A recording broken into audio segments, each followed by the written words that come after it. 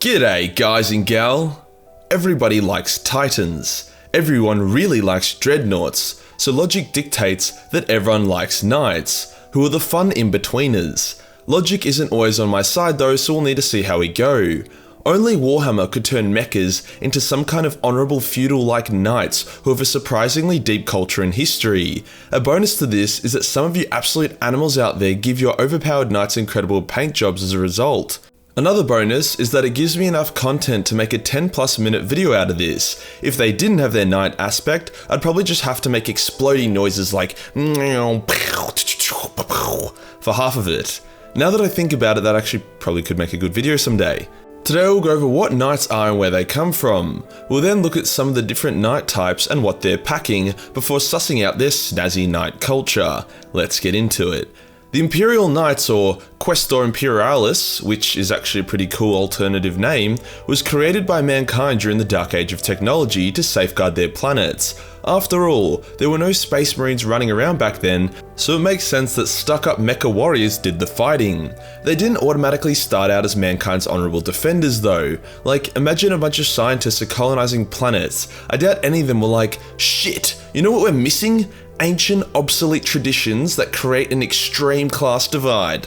Hence, the original knights were not as ornamented and spent their spare time chopping down trees and mining. Now this changed over time, as to pilot a knight, a person had to deeply link their brain into it, meaning they became one with the knight, and over time this turned them into a bunch of pretentious wankers, and created knightly houses that are based off the ancient earth, or terra as it's called in Warhammer 40k. No one could really tell the knights that they couldn't do this, as they were big-ass mecha knights. To be fair, the knights did a good job. They protected the settlers of their planets and made for effective governors, so no one was really complaining about how things turned out. Then the Age of Strife happened, where psykers began appearing all across the galaxy. At first, this was pretty cool, superheroes were now a thing. However, untrained psykers are a ticking time bomb, hence Chaos launched a fuck-off huge invasion of all these planets via the psykers, with the majority of them turning into living demonic portals, which really sucks for them. In a grimdark turn of events, the planets that were accepting of the psykers and treated them well suffered the hardest, whereas the bigoted and ignorant worlds which witch-hunted their psykers and slaughtered them did really well. The Night Worlds, due to their knightiness, ended up killing most of their psykers, hence the Night Worlds fared reasonably well. They did get cut off from the wider galaxy, but for the most part they were self-sustaining, so it wasn't a big deal. Left in isolation, the Night Worlds took their cosplaying a bit too seriously, and became even knightier. They regressed into a pre-industrial feudal state with knights, lords and castles. However, the huge mecha knights remained a thing. It would have been a pretty jarring experience, like imagine you're a peasant attending your fields for the harvest, and you look over at a huge mecha that has come to make sure you've paid your taxes. Eventually, a humble scientist known simply as the God Emperor of Mankind set out on a quest to unite the galaxy and return mankind to dominance. During this great crusade, the Night Worlds began to be rediscovered, and the Emperor was like, fuck yeah, more mechas. Plus those worlds were full of normal knights to who you could use as Imperial soldiers. As knowledge of the Night Worlds exists and spread throughout the galaxy, the Mechanicus was like, dibs, and more or less asserted their control over the knights by repairing all of their old as shit mechas and giving the Night Worlds a bunch of cool technology. In return, the Mechanicus was allowed to call upon the knights for military aid, as well as scan all their toasters for signs of STCs. Things were good. The Great Crusade was pumping, knights were being rolled out in record numbers, and my city's back to 0 Rona cases. But then, the bold white man attacked. Horus, sick of being made fun of for his male pattern boldness combined with his massive ego, decided to turn against the Emperor and plunge the galaxy into a massive civil war. For the most part, everything split 50-50. Half the Space Marines, Guardsmen and Titans went traitor. However, the Knights, forever noble, remained loyal. There was really only a couple dramatic cases of a Knight House turning to Chaos, and it took quite a lot of effort for Chaos Gods to claim them. Many Knight Houses were destroyed in this conflict, but enough survived to rebuild their orders and brag about how cool they were for fighting in the Horus Heresy. I'm really trying to drive home here the point about how arrogant and self-absorbed gigantic mech knights are here. Over the next 10,000 years, the Knights would be at the forefront of each battle they could be at, gashing the Greenskins, eviscerating the Elder, nutmegging the Necrons, cock and ball torturing Chaos, dabbing on the Dark Elder, and titty twisting the Tau. There is not a single enemy of the Imperium that has not felt the colourful blast of a Knight's cannon. Even in the current setting, they are super enthusiastic about helping the Imperium. They serve well in Guilliman's Indominus Crusade and have fought in countless battles and wars since then. So what actually is a Knight? What goodies are they packing when they go purging? A Knight is a bipedal hunk of metal and technology, standing around 9 to 12 meters tall and protected by a nearly impenetrable iron shield. But nearly everything in Warhammer is said to be almost impenetrable or unstoppable, so take that with a grain of salt. Their armor is made out of adamantium, which is strong as fuck, just ask Wolverine, and they wield mighty weapons. These include flamethrowers, autocannons, Gatling guns, bolters, energy whips, which sounds pretty fun, graviton guns, heavy siege weaponry, siege claws, missile launchers, las cannons, lightning cannons, melter guns, plasma guns, quake cannons, rad cleansers, which if used definitely constitutes a war crime, chains fists, chain swords, shock lancers, war blades, thermal cannons, thunderstrike gauntlets, and more. They can genuinely use whatever weapon they like, which I can really get behind. Unfortunately, unlike dreadnoughts, Knights fall into a bad habit of having their own special category depending purely on what gun they carry. For example, a Knight Paladin and a Knight Errant are more or less the same as the other than the fact that the Paladin has a battle cannon and a chainsword, whilst the Errant carries thermal cannons. So yeah, they are different.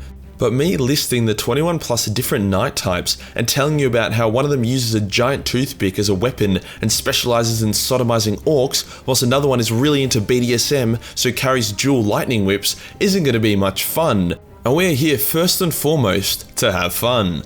Like honestly, this could easily be a 1 hour video, despite Knights seem kinda niche. GW has shown them an incredible amount of love and has given them an extremely rich lore. Probably has something to do with a bunch of you retards spending about $200 on a piece of plastic that they manufacture. So there is so much to talk about, but a lot of it is just boring as shit. So I'll continue with the fun stuff, and if you want to know more about them after the video, then you can go explore yourself. Now onto their snazzy Knight culture. If you're a historian who knows a bit about Knights, well then lucky you already know a bit about the giant Mecha Knights in Warhammer 40k. There are two different ways a Knight House, as they're called, is structured. If they have sworn themselves to terror, then they hold a pretty standard structure with a High King at the top who resides over barons and heralds and other larpy shit beneath them. These futuristic cosplayers then control knightly vassals as seen by this neat little chart. Knight Houses pledged to terror control regions of space that they call, you guessed it, fiefs. If the Knight House is pledged to the Mechanicus, they lose a lot of their pretentiousness, as Mars is all about ones and zeros and less about how plumey your helmet is, but they more or less have the same structure. Knights sworn to the Machine God will be more or less just act like mini titans, protecting Forge Worlds or just being a super unit for when tech priests accidentally wake up another Necron tomb world. If a Knight is not sworn to a house because they are the sole survivor of their house or they just don't want to be a homo anymore, they are called Freeblade Knights, who pop up from time to time to save the day. Think of a Knight as an extremely useful sword. It's used to kill people, but also to display influence in history. It's passed down generation to generation, and the loss or destruction of it is considered a massive L. Unlike a sword, however, Knights are super effective against people with guns, and have entire teams of attendants dedicated to them. Just like Space Marine chapters, each Knight House has their own paint styles and specialties, allowing you to just pick your colour scheme or even create your own homebrew Knight House.